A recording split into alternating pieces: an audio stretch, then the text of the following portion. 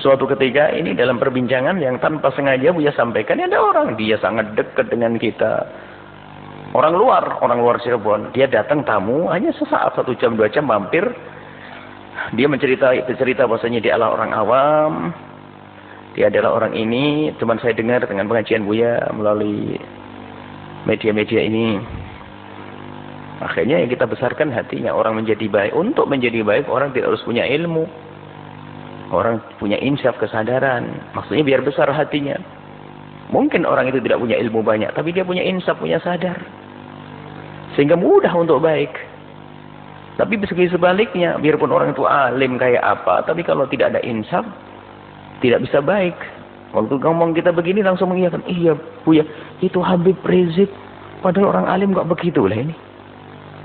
Nah ini kan ajib, padahal orang yang mencintai kita. Lah ini langsung kita habis. Memang Habib Rizik ngapain? Itu fitnah yang kau dengar. Tidak boleh dengar begitu, lihat. Gara-gara WA, gara-gara ini. Bagaimana fitnah kau dengar? Kamu katanya dengar Buya. Karena cara dengarnya, rupanya dia ke bawah untuk mencaci Habib Rizik contoh. Padahal orang itu bukan orang jauh. Dia katanya senang dengan majelis kita. Bayangkan. Ke bawah gara-gara media informasi fitnah tentang Habib Rizik. Dia percaya dengan fitnah itu, bayangkan. Kita maksudnya besarkan hatinya dia, giliran kita ngomong orang alim kayak apapun belum tentu tok ini di bawah Habib Rizik. Memang Habib Rizik kenapa? Katanya beginilah, itu yang tidak boleh kau dengar. Itu bahaya, kau rusak sehingga kau membenci seseorang, ternyata hatimu kotor setelah itu. Dia baru istighfar setelah. Jadi nggak boleh, harus tobat. Kau minta maaf sana. Gimana caranya? Ya ini permasalahannya Pak. Padahal dia bukan orang jauh dari ilmu loh ya. Tadi sering dengar pengajian kita. Katanya setiap hari dengar pengajian kita. Bayangkan. Gara-gara media informasi yang nama WA itu. Buang saja itu WA kalau perlu. Internet ini. Kalau perlu kita balik ke zaman dulu tuh. Waktu kita zaman SD SMP nggak ada internet. Akhirnya kemakan fitnah sana sini lihat. Itu contoh. Dan ternyata sekarang banyak kita masuk satu tempat. Ternyata ada seorang ustadz, kiai benci dengan ulama yang lain. Gara-gara apa? Berita ditempel-tempelin katanya begini-gini. Itu fitnah.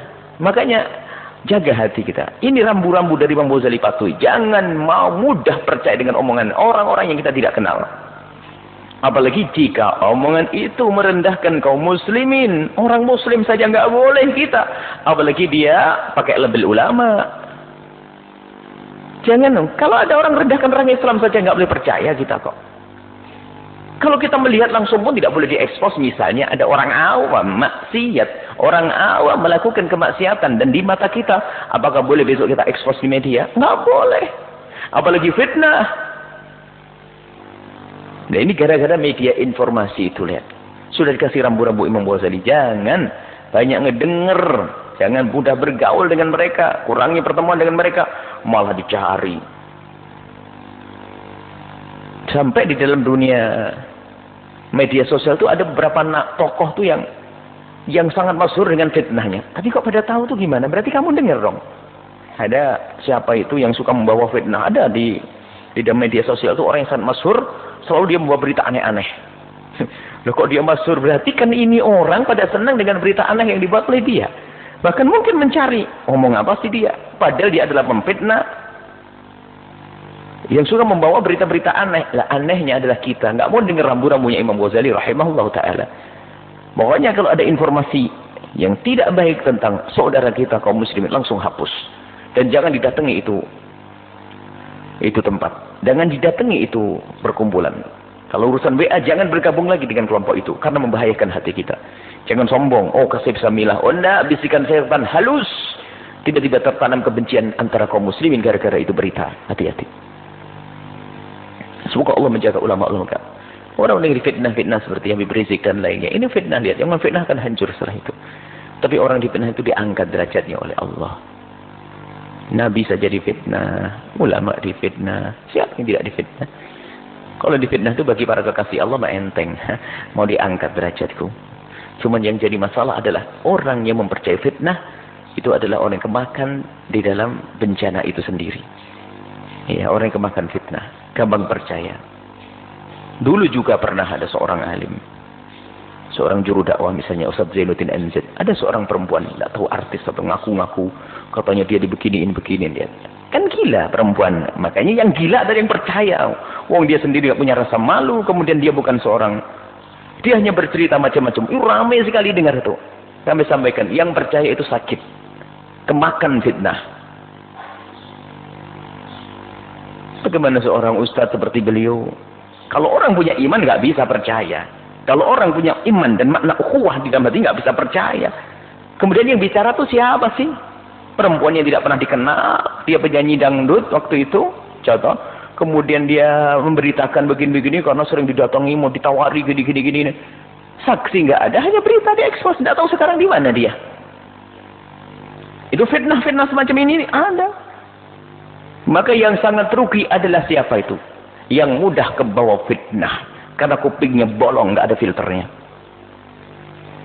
Ini gara-gara media informasi itu, lihat. Itu zaman sekarang bagaimana? Wah, Ustaz fitnah Ustaz sini, naudzubillah. Usah mudah kita dengar yang demikian. Kadang-kadang kita mungkin nggak percaya. Bahasa lidahnya sih nggak percaya, tapi diam-diam mikir. Ya jangan-jangan iya juga. Coba hatinya. Dia busuknya jiwa itu, busuknya hati yang sudah dirusak oleh iblis. Pegangi Imam Ghazali ini. Jangan mudah mendengar berita tentang kejelekan seseorang. Apalagi yang dikirim oleh orang-orang yang Anda tidak pernah kenal. Batasi urusanmu dengan mereka. Jadi membatasi informasi-informasi ini penting sekali.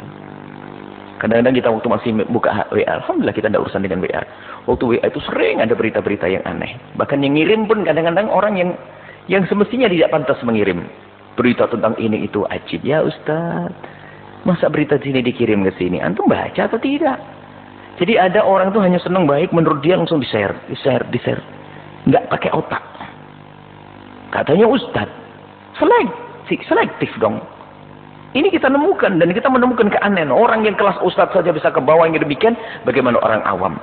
Maka bersyukurlah yang tidak pernah urusan sama WA. Bersyukurlah yang tidak urusan dengan Facebook. Dengan internet. Itu iblisnya lebih banyak.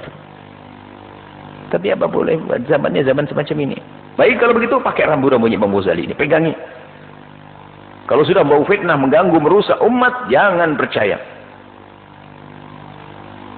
Kalau sekarang musuh-musuh Allah pun membuat berita-berita. Giliran yang alim, yang soleh, yang baik, dihantam. Tapi giliran yang nggak benar, wah, seolah-olah ada pendukungnya. Atas nama kaum muslimin di sana mendukung si fulan, muslimin di sana. Ini dibuat karena tidak bisa mengumpulkan puluhan ribu orang seperti para ulama-ulama yang soleh-soleh itu. Dia membuat berita Sumatera rame begini, di Kalimantan begini, nanti di Bali begini, tiba-tiba ada yang umroh ngomong begini. Itu kan berita-berita yang dibuat karena hanya cuma 5 orang, ngumpulin orang nggak bisa. Itu ada membuat fitnah ya begitu tuh. Tapi giliran orang-orang yang baik diekspos dengan berita minor, yang berita-berita miring, yang bicara di orang berprasangka buruk kepada orang lain. Hati-hati. Nah, ini rambu-rambu dari Imam Ghazali rahimahullah. Jangan pernah mau mendengar berita tentang kejelekan saudara kita. Yang benar pun kita tidak boleh dengar, apalagi itu fitnah. Yang benar pun kita nggak boleh banyak mendengar karena takut hati kita kotor, apalagi yang fitnah. Orang-orang besar tidak pernah membela dirinya. Para ulama jarang membela dirinya, tapi Anda perlu membela ulama. Misalnya kita punya guru misalnya. Lalu ada orang memfitnah dia, menghinakan beliau. Momen beliau seorang guru akan diam. Karena beliau memilih besar mulia di hadapan Allah. Tapi kita sebagai murid kalau diam nggak punya cemburu dong. Nggak punya cemburu, termasuk memfitnah besar ini. Bahkan mungkin Anda sebagai seorang, jangankan murid dengan sahabat. Anda bersahabat, ini hati-hati ya. Anda punya sahabat. Tak taunya sahabat Anda ini ternyata difitnah oleh seseorang. Dan ngomongnya di depan Anda. Anda tahu yang benar, tapi orang lain berbicara yang tidak benar. Kalau Anda diam saja, Anda khianat dengan sahabat Anda. Anda harus bilang, oh mohon maaf, saya yang tahu tentang dia. Harus ngomong gitu. Anda saya seorang murid, saya sebagai murid tidak terima. Kenapa? Guru saya tidak seperti itu. Kalau Anda diam, Anda tidak punya cemburu. Fitnah di hati Anda sendiri. Anda sebagai seorang murid, membela iya. Tapi kalau Anda dihina di diri Anda sendiri, maka Anda boleh sabar. Atau tetangga Anda difitnah sama seseorang, Anda perlu membela. Tetangga Anda jangankan kok guru, tetangga difitnah.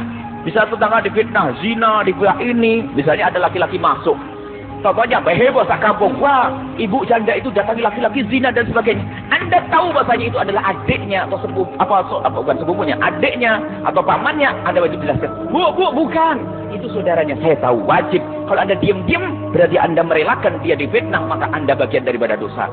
Ini babnya.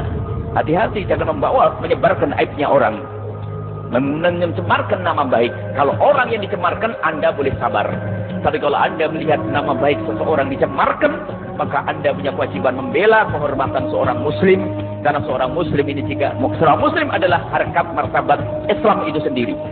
Ini harus Islam difitnah, seorang ulama difitnah. Nah, ini kita harus membela dong. Ulama difitnah, saya tidak wajib membela. Kalau beliau sendiri, dia mungkin tidak memberi jawaban apapun. Mungkin dia beri jawaban karena dia ngerti kemuliaan di hadapan Allah yang beliau cari, karena beliau orang ikhlas. Tapi kita sebagai murid, sebagai pecinta beliau, wajib membela. Ini harus dipahami. Dan mungkin ulama tersebut melarang, jangan. Iya, saya, ya kiai, ya habib, ya ustaz, Anda melarang kami. Itu hak Anda sebagai seorang ulama karena ingin besar di hadapan Allah. Tapi saya sebagai seorang murid tidak bisa Anda larang. Saya harus membela Anda. Itu hak, harus begitu sebagai seorang murid. Jangan gurunya direndahkan, dicaci, difitnah dan sebagainya, diam, berarti iman Anda juga nggak ada. Kenapa? Ini menjadi sebab permasalahan adalah di saat sudah tidak ada kecemburuan kita kepada saudara kita, sahabat kita, tetangga kita, guru kita. Nabi Muhammad dicaci, diam saja. Nabi memang tidak marah di saat diolok. Ya, kan Nabi dimarah, Nabi diludahi sama seseorang. Ya, Nabi diludahi oleh seseorang. Nah, ini Anda kemarin beberapa waktu yang lalu menulis, Nabi saja dimarahi, dicaci maki tidak marah, kok kenapa kita tuntut marah? Oh, dia dungu dia. Nabi memang kalau dicaci tidak marah karena zatnya Nabi yang dicaci. Tapi kalau sudah Allah, nah agamanya dinodai marah. Nabi kalau dicaci diam saja. Tapi kita mendengar Nabi dicaci, kita harus marah karena iman kita. Kalau kita mencaci Nabi kafir, melihat orang mencaci Nabi, kok kita diam, munafik hati kita. Al-Quran, lihat, Al-Quran mulia, gak ada yang bisa merendahkan Al-Quran. Ya'lu wa la yu'la alaihi. Selalu tinggi Al-Quran, tapi ada orang merendahkan Al-Quran. Lalu kita Al-Quran kapanpun, sampai dan dimanapun tetap mulia. Biarpun dihinakan oleh seseorang tetap mulia. Gak perlu kita ribut-ribut. Oh, dungu. Dungu, Al-Quran dihinakan, kita wajib membela. Karena itu urusan iman kita. Adapun Al-Quran tidak ada yang kita menghinakan.